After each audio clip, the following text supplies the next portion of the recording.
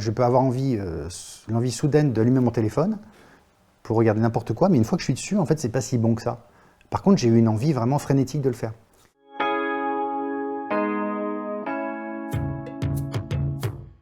Au départ, il y a ce qu'on appelle le circuit de la récompense. Le circuit de la récompense, c'est un truc qu'on a tous dans le cerveau qui va déclencher des comportements d'approche vers les trucs qui déclenchent du plaisir, qui sont bons pour nous.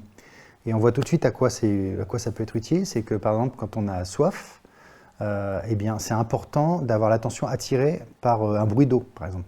Parce que sinon, si on ne le remarque pas, ça peut être gênant. Donc en fait, ce circuit de la récompense, c'est ça sa fonction, c'est nous attirer vers la nourriture, une bonne odeur de nourriture quand on a faim. Donc il va construire des petits chemins vers ces récompenses, qu'après on n'a plus qu'à suivre. C'est un peu comme le jeu c'est chaud, c'est chaud, c'est froid, c'est froid. Donc c'est ça, vraiment, c'est tapis au centre du cerveau, et c'est vraiment ancestral. Tous les animaux ont ça, un cochon d'Inde, il a ça aussi. Après, dans l'addiction, il va y avoir une bascule. Tout d'un coup, il va y avoir une polarisation sur un certain type de récompense qui va devenir hyper stimulant pour le circuit de la récompense. Et là, le plaisir, en fait, et l'envie d'eux va progressivement être remplacé par un autre circuit qui va créer une habitude. Et dans ce cas-là, il n'y aura même plus envie d'aller chercher le truc auquel on est accro, mais juste une sensation de malaise quand on ne l'a pas. Et là, on a vraiment basculé dans l'addiction. Alors, ce qu'il y a, c'est que ce circuit de la récompense, il est sensible aussi à toute une gamme de choses, comme par exemple l'information, la nouveauté. Alors, la nouveauté, pourquoi ? On voit l'intérêt, c'est que ça déclenche ça va motiver des comportements d'exploration qui vont permettre de mieux connaître son environnement, etc. Donc, en fait, c'est des choses qui, au départ, sont fondamentalement bonnes, mais qui après peuvent être amplifiées d'une façon déraisonnable, quoi, qui crée une perte de contrôle. C'est-à-dire que quand tout d'un coup, on veut absolument chercher tout le temps de la nouveauté, ben ça va encourager un comportement de zapping, par exemple. On ne va pas rester sur la même chose parce qu'il y a quelque chose de plus nouveau, ça stimule le circuit de la récompense, comportement d'approche, et hop, mon attention, elle passe sur autre chose.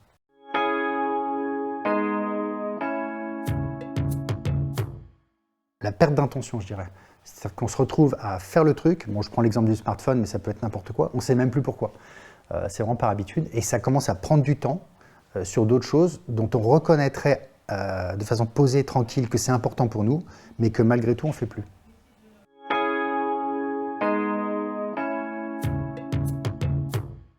Alors, il y a quelque chose de très intéressant avec la pleine conscience, c'est cette attention aux signaux corporels.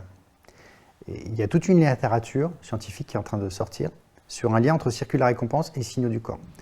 Comme quoi, en fait, le circuit de la récompense utiliserait une structure qui s'appelle l'insula, pour faire sentir à l'avance quelque chose d'agréable, à l'idée d'eux, à la perspective de faire le truc auquel on est accro.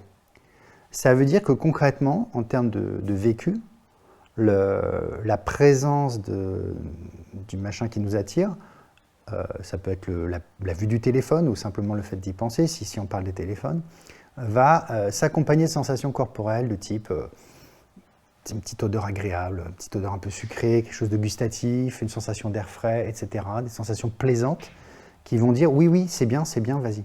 Donc, toute expérience, toute pratique qui en fait renforce l'attention vers ces signaux va permettre de ressentir ces indicateurs extrêmement tôt et là mettre un petit coup de frein à main en disant « Ah, mon circuit de la récompense est en train de s'emballer, je suis peut-être en train de perdre le contrôle ».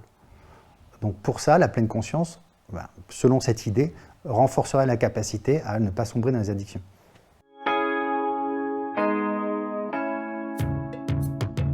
Quand on respire, on ralentit. Il y a également, dans la respiration, on descend le niveau de stress. Plus on est stressé, plus les automatismes vont prendre le dessus. Parce que c'est nécessaire d'un point de vue de survie. C'est-à-dire quand il y a un camion qui vous arrive dessus, ou un tigre à dents de sabre, il ne faut pas réfléchir 3 heures. En fait, il faut tout de suite agir. Et donc, il y a un système de coupe-circuit qui fait que le circuit réflexion va avoir tendance à être éteint pour que les automatismes de survie reprennent le dessus. Donc, le fait de respirer, de faire redescendre le stress, eh bien, ça permet, là encore, au cortex préfrontal de se réactiver et de reprendre le contexte global et éventuellement inhiber l'action du circuit de la récompense, les habitudes, etc.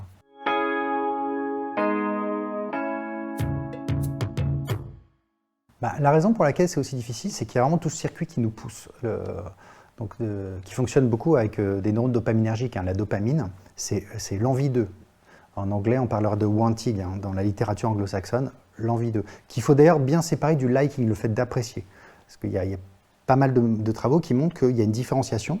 C'est pas parce qu'on a envie de quelque chose que c'est vraiment bon. Après, je peux tout d'un coup, je peux avoir l'envie soudaine d'allumer mon téléphone pour regarder n'importe quoi, mais une fois que je suis dessus, en fait, c'est pas si bon que ça. Par contre, j'ai eu une envie vraiment frénétique de le faire. Donc, il faut dissocier les deux. Et donc, il y a ce système qui fonctionne à la dopamine d'envie 2, qui est extrêmement fort, qui prend de vitesse la partie plus raisonnée, volontaire, où on décide en prenant en compte le contexte. C'est la énième série de Netflix à 3 h du matin, quoi. Voilà, on me propose l'épisode suivant, la dopamine, les circuits à dopamine, oui, vas-y, vas-y. Et en fait, ce qu'on n'a plus, c'est le contexte, que c'est la nuit, que le lendemain, on doit travailler, qu'on doit être en forme. On perd de vue ça. Et ça, normalement, c'est la partie avant du cerveau, le cortex préfrontal, qui est censé faire ça, avoir cette vue globale de la situation. Mais les circuits de la récompense va vraiment le prendre de vitesse pour déclencher le comportement. Et puis, il y a aussi l'aspect habitude.